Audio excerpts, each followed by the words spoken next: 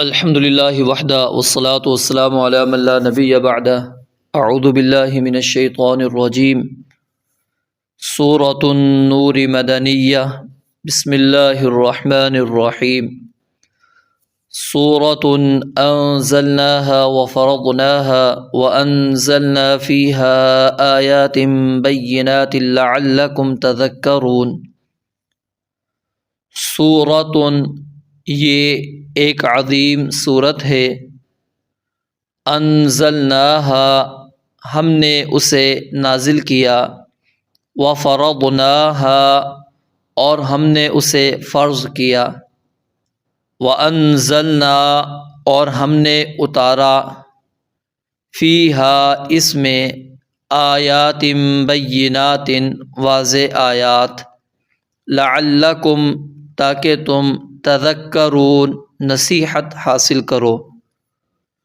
سورہ نور مدنی صورت ہے، 64 آیات اور 9 رکوع پر مشتمل ہے۔ اس صورت کے اندر اللہ تعالیٰ نے بہت سے عظیم احکامات بیان فرمائے ہیں۔ سورت عربی زبان کے اندر قرآن کریم کے اس حصے کو کہا جاتا ہے جو چند احکامات پر مشتمل ہو، چند آیات پر مشتمل ہو، چند احکامات پر مشتمل ہو۔ مثال کے طور پر جیسا کہ سورۃ العصر ہے، اب یہ 3 آیات پر مشتمل ہیں اور مضامین بھی اس کے اندر موجود ہے۔ اسی طرح سورۃ الکوثر 3 آیات ہیں اور مضامین بھی اس کے اندر موجود ہے۔ تو یعنی قرآن کریم کا وہ حصہ جو کچھ احکامات پر مشتمل ہے یا چند آیات پر مشتمل ہے۔ اصل میں سورہ کہتے ہیں دیوار کو، تو گویا کہ یہ ایک سورت دوسری سورت سے فاصلے والا کام کرتی ہے، علیحدگی والا کام کرتی ہے کہ اب جو پچھلی سورت آپ پڑھ رہے تھے وہ ختم ہو گئی ہے، اب اگلی سورت شروع ہو رہی ہے۔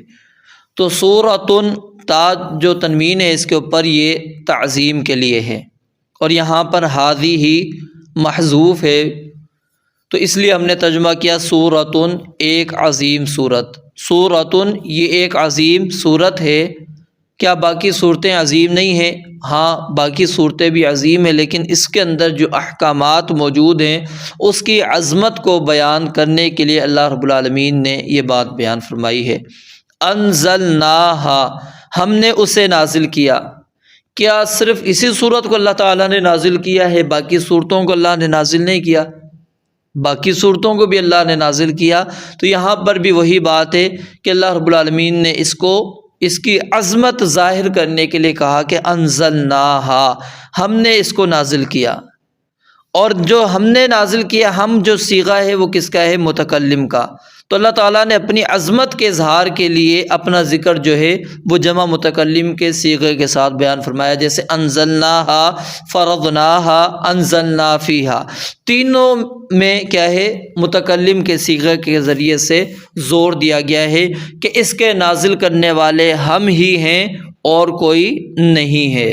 تو اس کو یہ نہ سمجھ بیٹھنا کہ یہ کسی واعظ کی بات ہے، اس کو تم ہلکا سمجھ بیٹھو، اس کی واعظ کو، نصیحت کو تم ہلکی سمجھ کے چھوڑ دو، نہیں، بلکہ یہ اس ذات کی طرف سے نازل شدہ ہے جس کے ہاتھ میں ساری کائنات ہے، ہر جاندار کی پیشانی کو وہ پکڑے ہوئے ہے، اور تم مر کر بھی اس کی گرفت سے نکلنے والے نہیں ہو، اس نے اس کو نازل کیا۔ اور اسی طرح یہ انزلناہا، اس لفظ سے یہ بات بھی ظاہر ہو رہی ہے کہ اس کا جو اتارنا ہے وہ بلندی سے ہے، کیونکہ نزول کس کو کہتے ہیں؟ اوپر سے نیچے آنے کو۔ تو اتارنے والا جو ہے اس کا وہ بلندی پر ہے، اور اس نے اس بلند مقام سے اس صورت کو اتارا ہے، اور وہ مقام کیا ہے؟ عرش ہے۔ جیسا کہ اللہ تعالیٰ نے قرآن مجید کے اندر خود یہ بات بیان فرمائی ہے، الرحمن علی العرش استویٰ، کہ رحمان عرش پر مستوی ہوا، رحمان عرش پر مستوی ہوا، رحمان عرش پر بلند ہوا۔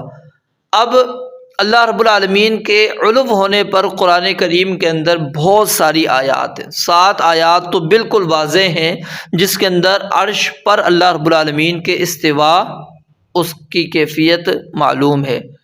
استوا کے متعلق واضح ہے کہ اللہ رب العالمین عرش پر ہے، اور بہت ساری آیات ایسی ہیں جو اشارتاً اس جانب ہیں کہ اللہ رب العالمین کی ذات علو پر ہے، بلندی پر ہے۔ کچھ لوگ کیا ہے وہ ان آیات کے اندر تحریف کر دیتے ہیں اور تعویل کرتے ہیں، وہ مانتے ہی نہیں کہ اللہ رب العالمین علو پر ہے، بلکہ وہ یہاں تک کہہ دیتے ہیں کہ اللہ رب العالمین کسی بھی جہت میں نہیں ہے اور نہ ہی کسی جگہ میں ہے، وہ نہ اوپر ہے نہ نیچے ہے، نہ دائیں ہے نہ بائیں ہے، نہ آگے ہے نہ پیچھے ہے۔ پھر وہ کہاں ہے؟ کہتے ہیں کسی جگہ پہ بھی نہیں ہے۔ حالانکہ قرآن کریم کو جب ہم پڑھتے ہیں تو اس کے اندر واضح نصوص موجود ہیں، واضح نصوص موجود ہیں، اور علماء نے باقاعدہ اس کے اوپر کتابیں مرتب کی ہیں، کتابیں لکھی ہیں، جو اللہ رب العالمین کے علو پر جو دلائل تھے ان کو جمع کیا گیا ہے۔ شیخ بدیع الدین رحمہ اللہ انہوں نے بھی اس کے اوپر کتاب لکھی، اور انہوں نے بہت سارے دلائل جمع کیے ہیں قرآن سے، حدیث سے، مفسرین کے، جس کے اندر سے اللہ رب العالمین کے علو ہونے پر اور عرش پر ہونے پر واضح نصوص اور واضح دلائل موجود ہیں۔ اور صرف یہاں تک نہیں، وہ یہ کہتے ہیں کہ اللہ کی کوئی جہت نہیں، بلکہ جو کہتے ہیں آپ سے یہ سوال کرتا ہے وہ بندہ کافر ہے۔ یعنی جو بندہ آپ سے یہ پوچھے کہ اللہ رب العالمین کہاں ہے، تو یہ سوال کرنا ہی غلط ہے، کیونکہ یہ سوال کرنا ہی بندے کو کفر تک پہنچا دیتا ہے، نعوذ باللہ۔ انہوں نے سوچا نہیں کہ اس کی ضد کے اندر کون کون آ سکتا ہے۔ اگر یہ سوال کرنا کفر ہوتا تو رسول اللہ صلی اللہ علیہ وآلہ وسلم اس لونڈی سے آپ نے کیوں سوال کیا تھا این اللہ، اللہ تعالیٰ کہاں ہے؟ اور پھر جب اس نے جواب دیا، اشارہ کیا آسمان کی جانب، تو آپ اس برائی کے اوپر کیسے خاموش رہے کہ اللہ کی تو کوئی جہت نہیں تھی؟ آپ نے کیوں کہا، یا آپ خاموش کیوں رہے؟ کیوں نہیں آپ نے جواب دیا کہ نہیں نہیں نہیں، تمہارا یہ نظریہ، تمہارا یہ عقیدہ غلط ہے، تم یہ نہیں کہہ سکتی کہ اللہ رب العالمین آسمانوں پہ، اللہ کی تو کوئی جہت ہی نہیں ہے، اللہ کی کوئی جہت ہی نہیں ہے، تو اللہ کی جہت کیوں تعین تم کر رہی ہو کہ اللہ رب العالمین اوپر ہے، عرش کے اوپر ہے اللہ رب العالمین؟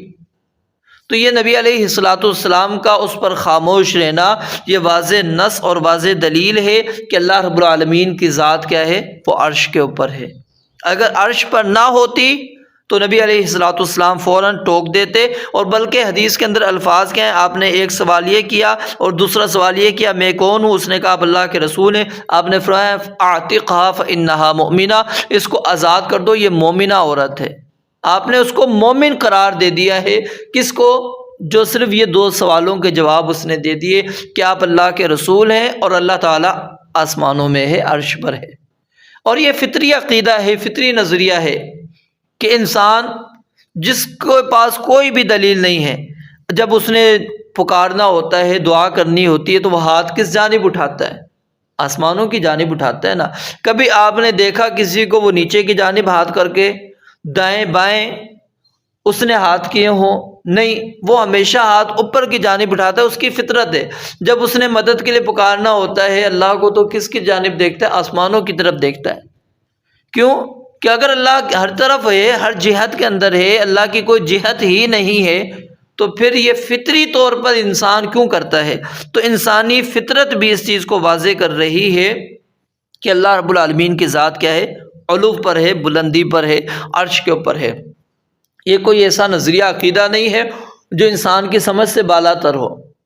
سمجھ سے بالا تر وہ نظریہ، وہ عقیدہ ہے جو ہم نے بنا دی، یعنی وحدت الوجود کا عقیدہ، وحدت الشہود کا عقیدہ، ہم نے حلول کا عقیدہ جو بنا لیا، اللہ کے متعلق کوئی جہت ہی نہیں، اس کا انکار ہم نے کر دیا۔ یہ مشکل ترین عقائد ہیں۔ جو فطری عقائد ہیں اس کو ہم نے چھوڑ دیا، اور جو فطری عقائد نہیں ہے اس کے اوپر ہم نے زور دیا ہوا ہے کہ نہیں نہیں، اللہ رب العالمین کی کوئی جہت نہیں ہے۔ پھر یہ کہہ دینا کہ اللہ رب العالمین عرش پر مستوی ہوا ہے، اب ہے تو نہیں ہے، ہونے کی دلیل کیا ہے؟ اللہ رب العالمین الرحمن علی العرش استویٰ، رحمان کس پر؟ عرش پر مستوی ہوا۔ کہتے مستوی ہوا، اب تو نہیں ہے نا، تو ہونے کی دلیل کیا ہے؟ نعوذ باللہ، ایسی ایسی تعویلات کر دینا، پھر قرآن کریم کی ان آیات کو پیش کر دینا جس کے اندر اللہ رب العالمین کی معیت کا ثبوت ملتا ہے، اور پھر اس معیت کو وجود کے ساتھ ہم تسلیم کر رہے ہوتے ہیں کہ وَهُوَ مَعَكُمْ أَيْنَمَا كُنتُم، جہاں بھی تم ہوگے اللہ تمہارے ساتھ ہے۔ یہی تو نظریہ حلول کا نظریہ ہے، وجود کا نظریہ ہے کہ اللہ رب العالمین ہر ایک چیز کے اندر موجود ہے، نعوذ باللہ برائی کرتے ہوئے بھی اللہ رب العالمین ہے۔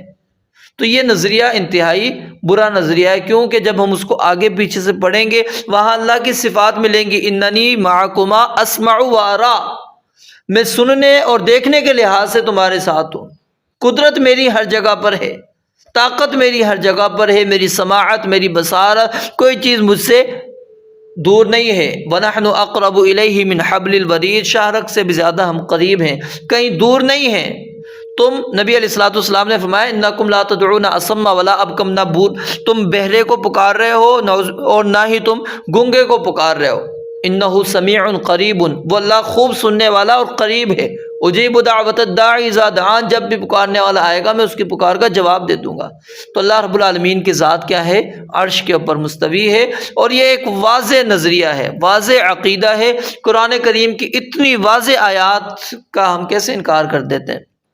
مومن کے لیے تو ایک آیت ہی کافی تھی، اتنے بے شمار دلائل موجود ہیں اللہ رب العالمین کے عرش پر ہونے پر۔ تو انزلناہا، ہم نے اس کو اتارا۔ اب نزول کہاں سے ہوا؟ اب بتائیں نا، اللہ کی جب جہت ہی نہیں ہے تو پھر نزول کہاں سے ہوا؟ اللہ کہتے ہیں ہم نے اتارا ہے۔ تو اللہ رب العالمین اگر علو پر نہیں ہے، بلندی پر نہیں ہے، اللہ رب العالمین عرش پر نہیں ہے، تو پھر اللہ تعالیٰ نے اس کو کہاں سے اتارا ہے؟ دائیں سے اتارا، بائیں سے اتارا، اس کو اتارنا کہتے ہیں؟ نیچے سے اوپر کی طرف آنا اس کو اتارنا کہتے ہیں؟ بتائیں نا۔ تو اس چیز کے اوپر غور کریں، سمجھیں ان الفاظ کو۔ اس کے اندر اللہ رب العالمین کے عرش پر مستوی ہونے کی واضح نص موجود ہے۔ انزلناہا، ہم نے اس کو اتارا ہے۔ وفرضناہا، اور ہم نے اس کو فرض کیا۔ وفرضناہا، اور ہم نے اس کو فرض کیا ہے، یعنی اس کے اندر جو احکامات ہیں وہ ہم نے بیان کیے ہیں، ہم نے فرض کیے ہیں، ہم نے مقرر کیے ہیں، کسی اور نے مقرر نہیں کیے۔ تو اس لیے غور سے اس چیز کو پڑھنا ہے، غور سے اس چیز کو سمجھنا ہے۔ وَأَنزَلْنَا فِيهَا، اور دوبارہ پھر اللہ رب العالمین نے وہی الفاظ دہرائے، اور ہم نے اتاری فیہا، اس صورت میں، آیات بینات، واضح آیات، یعنی وہ احکامات بیان کر دیے جو پیچیدگی سے خالی ہیں، ابہام سے خالی ہیں، بالکل صاف اور واضح ہدایات ہیں۔ تم یہ نہیں کہہ سکتے کہ ہمیں وہ سمجھ میں نہیں آ رہے، یہ عذر نہیں کر سکتے، بالکل واضح احکامات ہیں۔ تو اللہ رب العالمین نے یہ تمہید باندھی، کیوں؟ لعلکم تذکرون، تاکہ تم نصیحت حاصل کرو، کیونکہ قرآن کریم کا جو اصل مقصود ہے وہ کیا ہے؟ تذکیر ہے، یاد دہانی ہے، نصیحت ہے۔